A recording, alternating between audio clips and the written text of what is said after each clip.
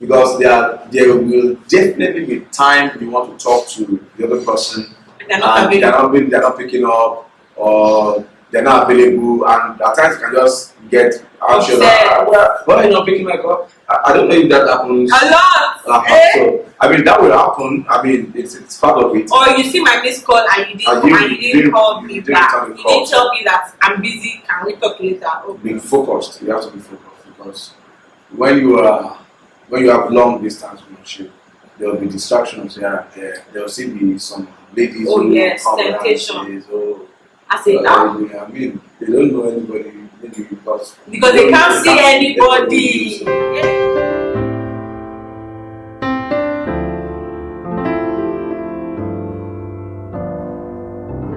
Hello, ladedeo. Hello guys, welcome back to my channel. My name is Lade and my name is Jumo. Thank you so much, and BJ. Good to have you. No, good to have you on our channel. I mean, good to have them watching too. Yes, good to have you watching. Today's video, we're going to try to go straight to the point. It's the second video we're filming in one day. We did one about reacting to our first video together, the first tag. You should definitely go see that, reacting to the comments. Yeah. So today we're going to be doing a video about long distance relationship, how to survive a long distance relationship, how we survived it. And we can make this video because practically the whole of our dating, courtship, everything was long distance. And even after we got married, we experienced a little bit of long distance marriage. So we're answering this though in the context of relationship and not marriage. So if you want us to make one on long distance marriage and what we think about spouses being away, you can request for it in the comments, and we'll graciously beg His Royal Majesty, His Imperial Majesty, to come back to the channel. Because it's not easy to get him on the channel, guys. It's not. Anyways, thank you for being here. Today we're talking about how we survive long distance, and we're going to try to be as straight to the point as possible and give you some of the practical things that worked for us. Yeah.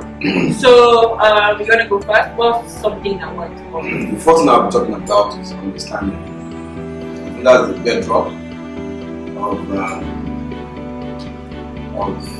having a successful long distance relationship. And what do I mean by understanding? I mean you need to understand the purpose of the long distance relationship, the purpose of the relationship in the first place.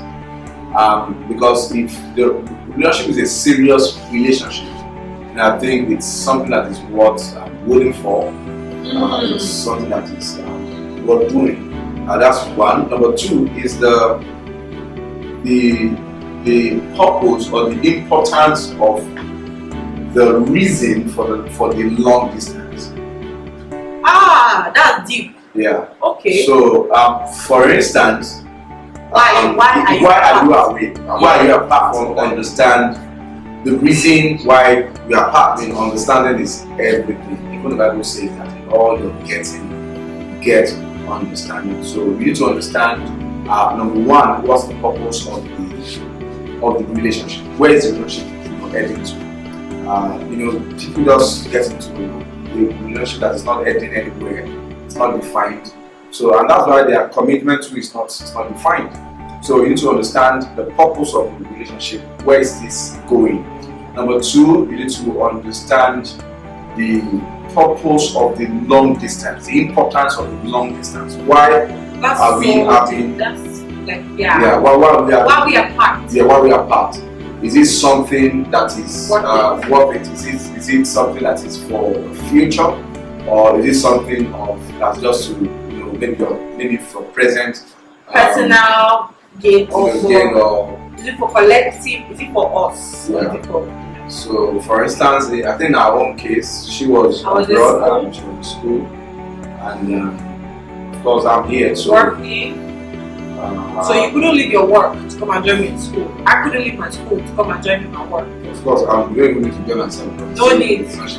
Yes. So I think, but some people have said, well, I can't even do a long distance. Let me find somebody who is around me, but we know that we're going to be together for the rest of our lives.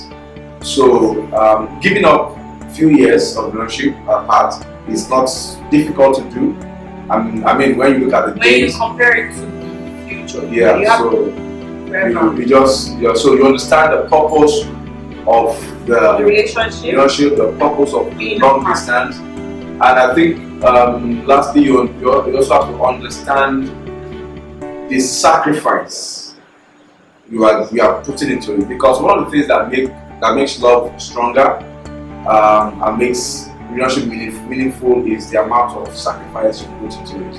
So when you understand the sacrifice you're putting into it, I think it will make a lot of sense that it will help you survive the temptation of long distance, the suffering of long distance. So I think understanding is one of the things I would like to mention. Understanding helped us. Yes, I think maybe when you talk about this. Okay, so the next point I'll talk about is communication. I think communication is, you cannot overemphasize it, but people talk about it a lot. It's very common in any type of relationship talk. We talk about communication. But I want to talk about it in different aspects. So, depending on how long your long distance is, I mean, distance-wise, how long the distance is, you may or may not have time difference. I was in the US at the time. I was in California, and then I was in Pennsylvania. And California and Pennsylvania have like 3 hours just between the two states in the same country. So, but then I was in California at first. Then I moved to Pennsylvania, and he was still in Nigeria. So the time difference was now like 9 hours. Yeah. At the point it was like 9 hours, and we had to schedule our time together. So something in communication when it comes to long distance, I think that you really have to be busy with something. It's very difficult for you to be in a long distance relationship and you are not doing anything. It will make communication more difficult because you would always want the person. You want the person what the person wants, and the person may not be available. So what are you doing? I was in school. That was my main focus. He was at work. He was a lecturer, so he was really busy as well.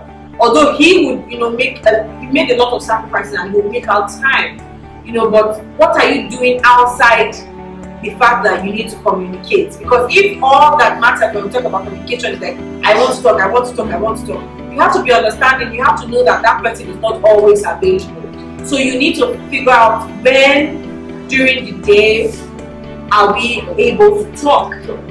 Sometimes somebody has to sacrifice sleep, and all of that. We did a lot of that, and then you also have to know each other's schedule.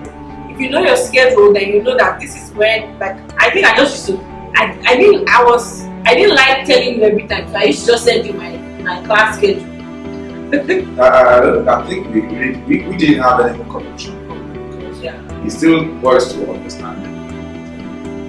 Because communication is like the blood, the life of a relationship. So, I think in communication, like I said, I think we don't really have any problem with communication because we just talk anytime. Like even when you're in Nigeria, we bust ourselves like every time. Whenever you are less busy. Yes, it's messages. Yeah, so messages, but the main let's talk, like video calls. Video calls are very helpful. Now? Thank God for technology, but when we started, it was only Facebook Messenger. Facebook. That was when we started. It was later that WhatsApp came up, and then video calls. We used Skype a lot. I think also, let me mention something in communication. I think in communication, trust also has to come in. Trust. That's another point in itself. And yes, I think trust is also like understanding. Because there will definitely be time you want to talk to the other person, they're not picking up, or they're not available, and at times you can just get anxious. Why are you not picking my call? I don't know if that happens a lot. So, I mean, that will happen. I mean, it's part of it. Or you see my missed call and you didn't call me back. You didn't tell me that I'm busy. Can we talk later? Yeah. So I think trust is important to help to see you through those times and not start thinking of something that is out of place. So yes, the platform is important. Save yourself some money. Don't call directly. Use internet. Use technology. WhatsApp. There's WhatsApp video call now and all of that. So yes, have a blast. Something else I wanted to mention with communication is that you guys may have different love languages, and for somebody it's not words of affirmation, but words of affirmation, whether that's your love language or not, it is an integral part of your long distance relationship. Words of affirmation, once in a while, just remind each other of what is amazing about you, why I love you. It's extremely important. Why? Because it affirms your love for that person. It's extremely important in long distance relationship. It can get tiring, and sometimes you feel like I don't know what to say, or I've said that one before, because we used to be like every once in a while we would say, tell me 3 things you love about me. We used to say that. And we used to tell me 3 things you don't like so much about me. Things that he loves. I mean they are usually different, but sometimes you can use the same one. It just depends on context. But words of affirmation, doesn't matter what your love language is. Another love language that I think is very important for long distance is what's it called? Gifts. Although if you watch our husband tag, you know that my husband is a man. If you watch our last video, you will know that my husband does not buy gifts. I buy gifts. What do you mean? Babe, throughout my whole time in school, not send me gifts. I mean, I don't know how to Yes. I don't know how to send you gifts. I mean, yes, that when you are in was Nigeria, I do give you gifts. Right? wait. Why don't I? I mean, Wait, yes. don't I? Yes. So it's cumbersome. Sending It's gifts not to cumbersome. It's cumbersome. You didn't try. Who told you I didn't Your try? sister's husband was in the US. You could have asked him, how can you send a flower? How can you send something? He's online. My sister that comes to Nigeria maybe wants Not to when he comes. When? He's there. You can call him that you want to buy something online to send to me. I just feel like you should have done better. So please, if you're in a long distance relationship, try. It's nice. It's really nice. A lot of times I used to didn't do it, so you should try. So you no, I didn't do it, so I think it's a minus for me, so it's gonna be a problem. yes, and it was something that I didn't like, but we're still able to make it work. But I used to always just wish that I got a package from him, even if it was just candy, even if it was just something small. I wish I could just because I used to send packages. In fact, I planned a whole surprise birthday.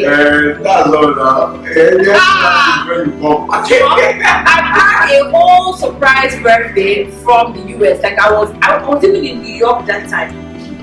A whole surprise with rice, cake, guests. They carried it to the hall. I'm going to find that picture and put it somewhere. A whole surprise birthday. And I think I sang happy birthday for you. They called me on video call. He didn't know. So you can. There's nothing is impossible. Yeah. And the excuse you can give is you didn't have the money. But some things it's not about the money. It's about trying. Like even if you try, there's no way Brother Owolabi would have not helped you out. Your sister's husband. There's no way he would have not helped you out. He would have helped you out. He would have been like, do you want to tell your girlfriend something? Okay. Well, and you guys would have figured it out. He might have done it and then you do something with the money for him here. But you didn't make an effort. Please, you could have done with that. So please, if you're in a long distance relationship, because see, the thing is, I'm not a gift person. I don't really like gifts. No, wait. The fact that I don't like gifts doesn't mean that I don't appreciate it when I see it. I was really expecting when I was in school. Anyways, I think I've touched on this point enough. But do you guys get the point? Just try. Communication. Try to do something for that person that's outside the ordinary if you can. Alright? They got it. Another point. What can they do to survive long distance? I think another thing is maybe to work. Yes. Plan your future together. Yes. So yes. Always we can always have the time to discuss about the future. I mean, a lot of things are happening now in our lives. We've spoken them into being. Don't pray together. Pray together is extremely important. Pray about your future. Plan about your future. What kind of life? Imagine it and build it with your words. Build it with your words. I always used to. I used to enjoy it. I used to enjoy when we talk about our future. So that's something you can do together. Plan your future. I mean, like, go in depth. Know what businesses do you want to do as a family business, as an individual business, and then research that business. That's something you can do a project together. Get something together and work on and do it and finish it and achieve it. So that's something you can do. Something I also want to touch on, which is said before, is telling your spouse about everything. Maybe you're going out. Tell the person you are going to a social place. If you are leaving a place, tell the person I'm leaving now. That thing is so important. If you call and it's not going, drop a Send a message. So this is what I'm going, this is what I'm doing now, this is what I'm working on. I noticed that when we were dating or cutting writers, I know that for me, she knows where I am, and every time, even the people I'm living with may not know. I mean, they don't know my whereabouts as much as she did. So and that was one of the ways that I knew that you were serious about the relationship, because before you even asked me officially that would you like to be in a relationship with me, I just discovered that all of a sudden this organ. In the morning when we talk, good morning, you not tell me that today I'm going to the provincial headquarters, then I'm going to the meeting, then I have an appointment, then I'm going to pray, then I have a naming dedication. And I always used to just wonder that, well, I'm not your secretary, why are you giving me all this lowdown? But then when we got in a relationship, I got used to it. It's not being controlling. It helps build trust, yes.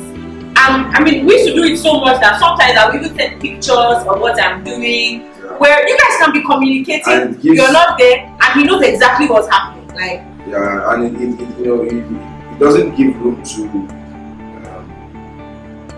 naysayers, to come into the room. Because if somebody comes to say something against you, that you can, confidently say that this is where he is, this is where she is. This is what she was doing, and this is why she did not make it to this place. This is why she went to this place instead. So I think that's very. So I was talking about forgiving in advance. And I think that's very, very important. Forgiving yourself even when you stay in a relationship in advance, even before the person offends. You just have it settled in your mind that it doesn't matter what this person is going to do, whatever she's going to do I'm going to forgive her. So I think that is very, very important. And you need to know that unforgiveness is bad. It destroys. Once you don't forgive, it begins to breed bitterness, hurts, hatred, and before you know it, just discover that the person you love so much, you just don't want to talk to the person. Right? Just forgive. So you always forgive before the person. And I think in this communication thing, talk about everything. Like if there's a way you're feeling, talk about it. Don't keep it. Because sometimes you might be thinking, oh, I'm so upset, and you tell the person, and then they tell you what really happened, and then you just be like, oh, I was over upset. I shouldn't have been that angry. I think that's important. And something else I want to don't say something else. No, I think what you mentioned, talking about everything, even things that doesn't look that's not pleasant. Important. Yes. Because, this person you're going to spend the rest of your life person, so there should be nothing hidden. Nothing is so, like when you say it, people just say, oh, there should be nothing hidden here. But you have to really reveal everything if that is the person you're going to be spending the rest of your life with. Something else that I wanted to say is that get to know your in-laws. Get to know the family, not necessarily talking to your in-laws, but from your spouse. Understand the kind of person their father is, understand the kind of person their mother is, ask a lot of questions about their siblings, about their upbringing, growing up, stories, what they remember. That's your chance, that's the opportunity you have, so that eventually when you get married and you start seeing some behaviors or traits and all of that, you know that this person told you. Maybe if you have an auntie that is always yelling, this person told you that this is that auntie. So when that auntie comes at you, it doesn't feel like an attack. You know, so get to know more about your in-laws, about the family that you're going into, and yeah, all of that. I think that especially with guys, a guy that really respects and honors his parents would be a great husband. If you're in a relationship with a guy that disrespects, dishonors his parents, I don't want to know what happened. They abandoned him or whatever. The Bible is very, very, very strict on that. It said, honor your father and your mother so that your days will be long. If he cannot honor his parents, is it you want to honor? No. So check that as well. That's a pointer for ladies. How does he talk about his family? Is he respectful when he talks about his mother, his father, and all of that? So yeah. Do the normal thing you do. Share with each other. Like when you find an interesting video online, share it with each other. Books. Monitor your progress. Personal development. Like what are you guys working on? What are you interested in? If you like public speaking, what are you doing about it? What am I doing about it? And that. So yes, those are points. There are many more points in terms of long-distance marriage. Most importantly, maybe not most important, being focused. You have to be focused, because when you have long distance relationship, there will be distractions here and there. There will still be some ladies who yes, temptation. I say I mean, they don't know anybody. Because they can't see anybody. Yay! So you have to be focused. You have to be focused on what you are doing. You have to let everybody know that people around you should know. You should be proud of that relationship. There's something I wanted to mention is that long distance relationship should have a timeline. Yeah, it shouldn't be. It cannot just be indefinitely long. Oh, my sister, you are going to be a Lord of the Rings. Yeah, it has to be. There has to be a timeline. There has to be a timeline. Like if you are in school, when are you finishing? What are you doing after the school? If you went there to work, am I coming to meet you? What are we doing? You cannot just be hanging. Definitely be there. You know, so yeah, that's enough. Yeah, that's. Thank you so much for watching. Thank you for watching. PJ, thank you for coming on the channel. If you guys want to know about long distance marriage, it's a different ball game. Especially when there's a child involved. We experienced a little bit of that, so if you want, we can make a video of that. That's all we have on today's video, and until next time, be the best version of you. Bye. God bless you. Bye.